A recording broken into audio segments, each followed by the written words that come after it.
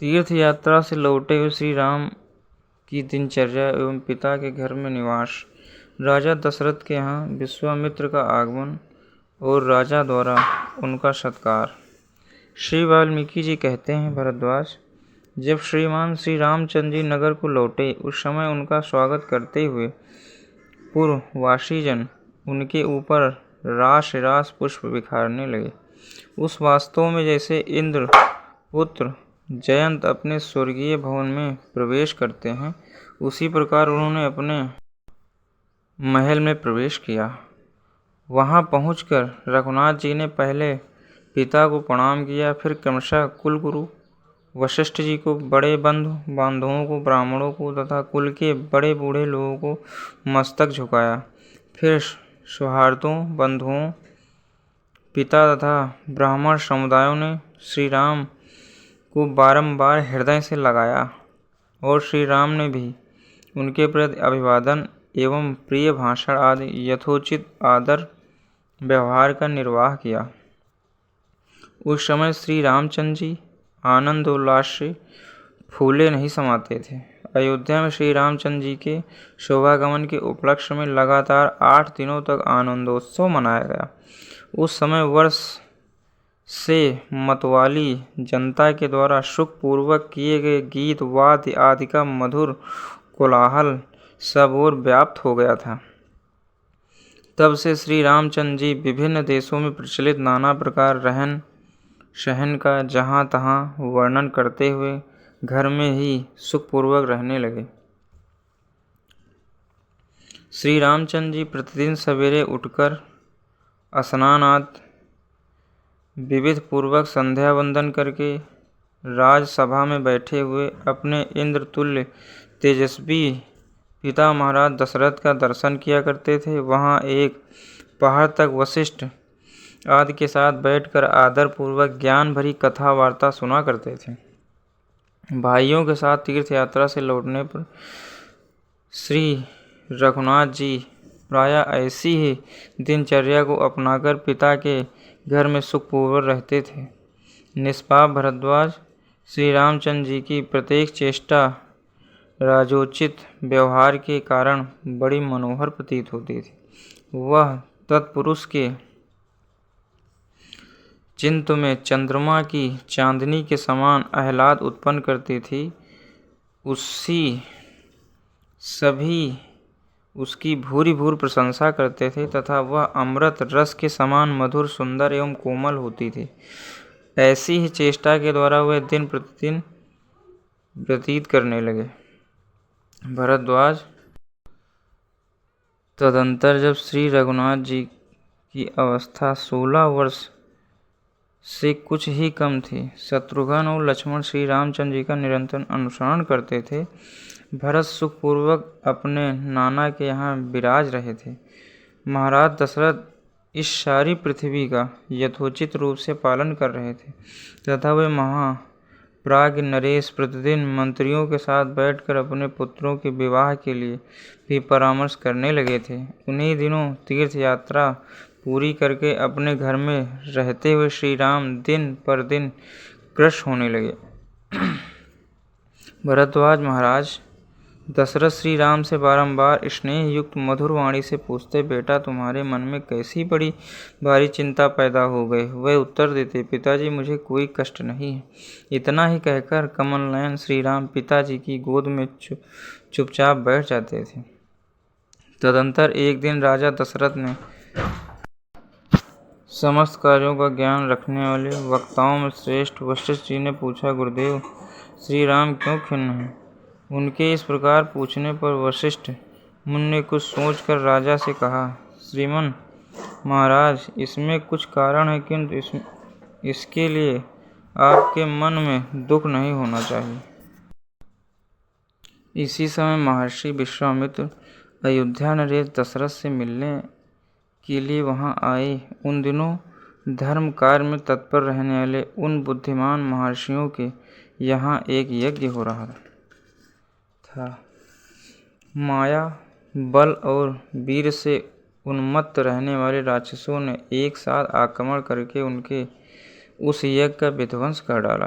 उस यज्ञ की रक्षा के लिए ही उन्होंने महाराज दशरथ से मिलने की इच्छा की थी, क्योंकि राक्षसों से उत्पात के कारण वे मुनि अपने उस यज्ञ को बिना किसी विघ्न बाधा के पूर्ण नहीं कर पाते थे।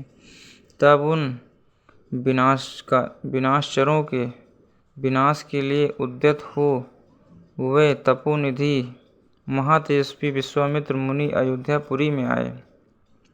वहां पहुंचकर राजा से मिलने की अभिलाषा लिए द्वारपालों से बोले, तुम लोग शीघ्र जाकर महाराज को मेरे आने की सूचना दो। उनसे कहना, गाध के पुत्र कुशिक वंशी विश्वामित्र आए। मुनि का यह वचन सुनकर राजद्वार पर रहने वाले पहरेदारों ने राजमहल में जाकर अपने स्वामी छणीदास से बताया, प्रभु, महर्षि विश्वामित्र पधारे हैं। तब उस छणीदास ने सभा मंडल में राजाओं की मंडली से घिरे बैठे हुए महाराज के पास तुरंत जाकर सूचना दी। देव राजद्वार पर नवोदित सूर्य के समान महातेजस्वी तथा अग्र की ज्वाला के सदृश अरुण जटाजूटधारी एक दीप्तिमान पुरुष आकर खड़े हैं। वह महामुनि विश्वामित्र हैं। राजा की ओर देखकर छणीदार ने नम्रतापूर्ण वचनों में जो ही यह बात कही, उसकी उस बात को सुनते ही मंत्री और सामंत सहित वे राज शिरोमणि दशरथ तत्काल सोने के सिंहासन से उठकर खड़े हो गए। राजाओं के समुदाय से घिरे तथा सामंतों से प्रशंसित होते हुए वे नरेश, वशिष्ठ और वामदेव जी के साथ सहसा पैदल ही उस स्थान की ओर चले जहाँ महामुनि विश्वामित्र खड़े थे। राजा ने खड़े हुए उन महामुनि श्रेष्ठ को देखा। वे ब्रह्मोचित तेज तथा महान बल से भी संपन्न थे। वृद्धावस्था के कारण अधिक पकी हुई और तपस्याओं में ही लगे रहने से सूखी जटाओं वाली के द्वारा उनके कंधे ढके हुए थे। उन्होंने शांत, सौम्य, क्रांतिमान, प्रतिघात रहित, विनयशील, इष्टपुत्र अवयवों से युक्त तथा तेजस्वी शरीर धारण कर रखा था। उनका तेज सुंदर होने के साथ ही अत्यंत भयंकर था। प्रसाद गुण से युक्त तथा दूर तक फैला हुआ था, गंभीर एवं अतिशय पूर्णता को प्राप्त था। उस तेज से ऋषियों की अलंकृति थी। उन्होंने अपने हाथ में एक कमंडल ले रखी थी जो चिकनी, निर्दोष एवं उत्तम थी। वह उनके जीवन काल की सभी अवस्थाओं में सहचरी की भांति उनका साथ देती थी। मुनि का अंतःकरण अत्यंत निर्मल था। उनके चित्त में करुणा भरी थी, इसीलिए उनकी वाणी बड़ी मधुर एवं प्रसन्न सूचक होती थी। वे अपनी स्नेहपूर्ण दृष्टि से इस प्रकार देखते थे मानो सामने खड़ी हुई जनता को अमृत से खींच रहे हों। उनके अंग में सुंदर यज्ञोपवीत शोभा पा रहा था। वह दर्शन के मन में अत्यंत आश्चर्य का संचार सा कर रहे थे। उन महर्षि को दूर से ही देखकर राजा का शरीर विनय से झुक गया और उन्होंने मुकुट मंडित मस्तक से उनके चरणों में प्रणाम किया। मुनि ने भी जैसे सूर्यदेव इंद्र का वादन करते हैं, उसी प्रकार मधुर एवं उदारतापूर्ण वचनों द्वारा आशीर्वाद देकर पृथ्वीनाथ द्वारका दशरथ का प्रतिवादन किया। तत्पश्चात वशिष्ठ आदि सभी ब्राह्मणों ने स्वागत आदि क्रम से विश्वामित्र जी का सत्कार किया। दशरथ ने कहा, महात्मन, जैसे भगवान सूर्य अपने तेजस्वी स्वरूप का दर्शन देकर कमलों से भरे हुए सरोवर पर अनुग्रह करते हैं, उसी प्रकार आज आपका जो यह असंभावित तेजोमय दर्शन प्राप्त हुआ है, इससे हम सब लोग अत्यंत अनुग्रहित हैं। मुनि के प्रति ऐसी ही बातें करते हुए अन्य राजा तथा महर्षि सब लोग राजसभा में आकर यथा योग आसन पर बैठ गए। राजा दशरथ ने स्वयं ही मुनि को आर्घ्य निवेदन किया। राजा के आर्घ्य को स्वीकार करके महर्षि ने शास्त्रोक्त विधि से प्रदक्षिणा करते हुए नरेश की भूरि भूरि प्रशंसा की। राजा दशरथ द्वारा पूजित हो विश्वामित्र बड़े प्रसन्न हुए। उनका मुखारविंद खिल उठा। उन्होंने राजा से उनकी कुशल पूछी। तदंतर मुनिवर विश्वामित्र हंसकर वशिष्ठ जी से मिले और यथा योग सत्कार करके उनके आरोग्य का समाचार पूछने लगे।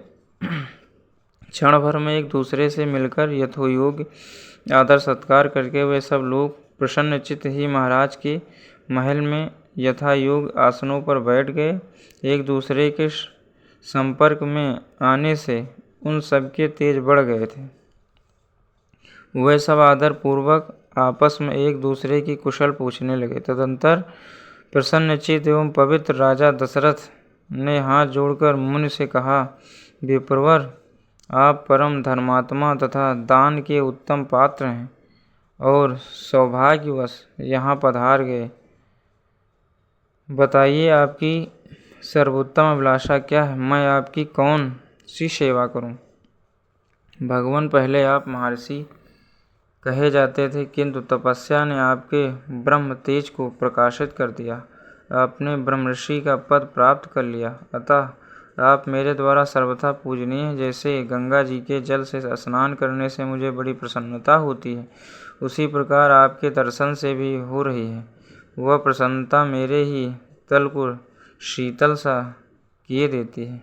ब्राह्मण, आपके अंतःकरण से इच्छा, भय और क्रोध निकल गए, राग द्वेष दूर हो गए, आप सर्वदा रोग रहित हैं, तो आप भी मेरे पास आए हैं, यह अत्यंत अद्भुत बात है।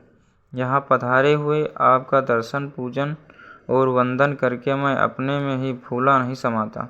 वैसे ही जैसे समुद्र अपने ही भीतर पूर्ण चंद्रमा का प्रतिबिंब देखकर अपने आप में नहीं समाता, तट की सीमा को लांघ कर आगे बढ़ जाता है। मुनिवर, आपका जो कार्य हो रहा है, जिस प्रयोजन से आप यहाँ पधारे हो, उसे आप सिद्ध हुआ ही समझिए, क्योंकि आप सर्वदा मेरे माननीय हैं। कुशल नंदन, आप कोई विचार न कीजिए। भगवान, आपके लिए मुझे कुछ भी अदेय नहीं है, क्योंकि दी हुई वस्तु आप जैसे सत्पात्र को प्राप्त होकर ही सर्वथा होती है। मैं आपका सारा कार्य पूर्ण करूँगा। आप मेरे परम देवता हैं। आत्मज्ञानी महाराज दशरथ के द्वारा विनय पूर्वक कहे हुए इस अत्यंत मधुर, श्रवण सुखपद एवं गुण विशिष्ट वचन को सुनकर विख्यात गुण एवं प्रख्यात यश वाले मुनि श्रेष्ठ विश्वामित्र को बड़ी प्रसन्नता हुई।